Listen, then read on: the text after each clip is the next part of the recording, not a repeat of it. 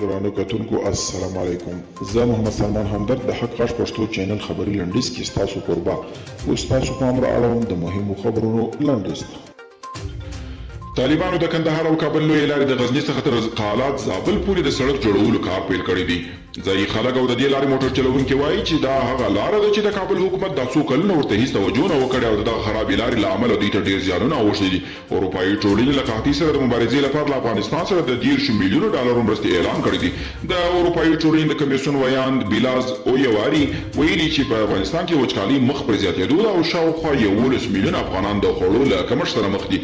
ملګرو ملتونو د سولې په اړه د طالبانو د قطر دفتر له غړو سره کتلي دي. افغانستان کې د ملګرو ملتونو د مرستندوی دفتر یا یوناما له لوري په خپره شوې اعلامیه کې راغلي چې دغه دفتر مشري دیبورا لاینز په دوا کې د طالبانو له مذاکراتي ټیم سره کتلي دي او پر سوله او روان وضعیت یې خبرې ورسره کړي دي. د پاکستان لومړی وزیر عمران خان په خپله یوه تازه مرکه کې ویلي د بهرنیو ځواکونو تر وتلو وروسته وضعیت په ټوله سیمه کې د ترنکل کېدو په لور روان دي.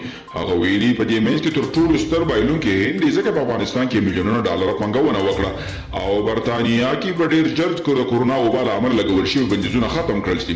دغه هیواد لومړی وزیر بوریس جانسون ویلي چې د 14 میاشتو راهیسې برطانیه سخت وضعیت درلود او خلکو ډېر ډول محدودیتونه تجربه کړل. د ده په وینا اوس یو وخت دی چې دغه محدودیتونه نور ختم کړل شي.